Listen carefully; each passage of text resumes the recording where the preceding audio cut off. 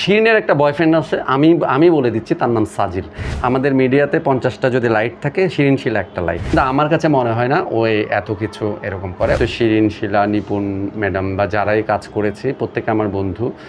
ওদের সাথে আমার বিয়ের কোনো সম্পর্ক নেই। আমার বিয়েটা হচ্ছে যে বললাম আল্লাহ প্রদত্ত হবে, আল্লাহ যখন হুকুম করবেন তখন করব। আশা রাখছি যে এই বছর হয়তো করব। শিরিন তো আমার ভালো বন্ধু। শিরিনের আমি একটা ক্লিন বলে দিই, শিরিনের সাথে আমার 4টা ছবি লাস্ট গভেট। তো শিরিনের সাথে আমার প্রথম ছবি হচ্ছে আবুল হোসেন মজুমদারের প্রয়োজনে, এটা ভালোবাসি তোমায় নামে।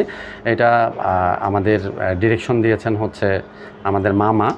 যাই হোক, তো এই ছবিটি করার পর আসলে আমি বাকি 3টা ছবি আসলে ওই ছবিটির কারণেই কিছু ফুটেজ, কিছু স্টিল আমার আর শিরিনের দেখতে পেয়ে অনেকেই মনে করেছে যে এই জুটিটা ভালো কাজ করবে, হয়তো এদেরকে দিয়ে কাজ করবে। তো দেন এই ছবিগুলো করা। আর শিরিনের আসলে সত্যিকার অর্থে শিরিন একটা ভালো বন্ধু। শিরিনের একটা বয়ফ্রেন্ড আছে, আমি বলে দিচ্ছি, তার নাম সাজিল। শিরিন যাকে অসম্ভব ভালোবাসে, সাজিল ভাই শিরিনকে অসম্ভব ভালোবাসে। তাদের প্রতি রেসপেক্ট, তারা সারা জীবন একসাথে থাকুক। এটা গোপন কথা না, এটা শিরিনই প্রকাশ্যে বলে। আমাদের মিডিয়াতে 50টা যদি লাইট থাকে, শিরিন শিলা একটা লাইট। তো তাকে নিয়ে আলোচনা, সমালোচনা, নেগেটিভ পজিটিভ অনেক কিছুই ঘটবে।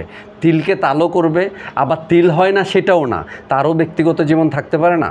হ্যাঁ, তো এখন বিষয় হচ্ছে এটা কিন্তু সমস্ত মানে যারা একটু ফেস ভ্যালু, যারা আর্টিস্ট, যারা স্টার, তাদেরকে তো বিক্রিও করতে হবে, সেল ভ্যালু একটা ব্যাপার আছে।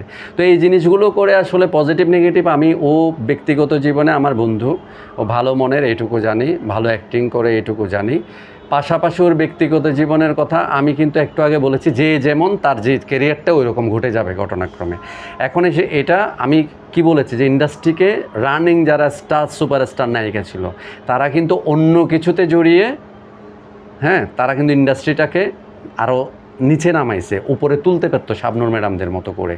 তো এখন শিরিনও যদি ওই রকম কিছু করে, রিয়েল লাইফে যদি ও আমার বন্ধু হোক, রিয়েল লাইফে কিছু করে থাকলে এটা রেজাল্ট আছে, ঠিক আছে। কিন্তু আমার কাছে মনে হয় না ও এত কিছু এরকম করে। ও সহজ সরল একটা মানুষ, ও অভিনয়কে প্রায়োরিটি দেয়। আপনার যে এই যে প্রজেক্টগুলো আদৌ আলোর মুখ দেখবে, শিরিন শিলার এটা প্রভাবটা পড়বে কি? এটা আমাকে প্রডিউসার, গভেটের প্রডিউসার আমাকে একদিন ডেকেছিলেন, আমাকে বলেছেন যে আসলে বেশ কিছু ভিডিও দেখে তো খুব মর্মাহত, এবং ওর একটা স্ট্যাটাস ছাত্র আন্দোলনের সময় একটু ভাইরাল হয়। ওই স্ট্যাটাসটা ও যদিও বা স্বীকার করেছে যেটা ভুলে হয়ে গেছে, এটা ও ডিলিট করেছিল, বাট ওটা তো ভাইরাল হয়ে যায়। পরবর্তীতে ওরে নিয়ে অনেকগুলো প্রোগ্রাম, বিতর্কিত জীবন, সব কিছু মিলে নেগেটিভ পজিটিভ অনেক কিছুই। তো প্রডিউসার আমাকে ডেকে বললেন যে এখন কী করব, কোটি টাকা ইনভেস্ট করব, কীভাবে কি। আমি বললাম আপনারা, তা আমার ডিরেক্টর হচ্ছে আসলে কলকাতায়, উনি কলকাতা থেকে আজকে বাংলাদেশে ফিরেছেন উনি অলরেডি।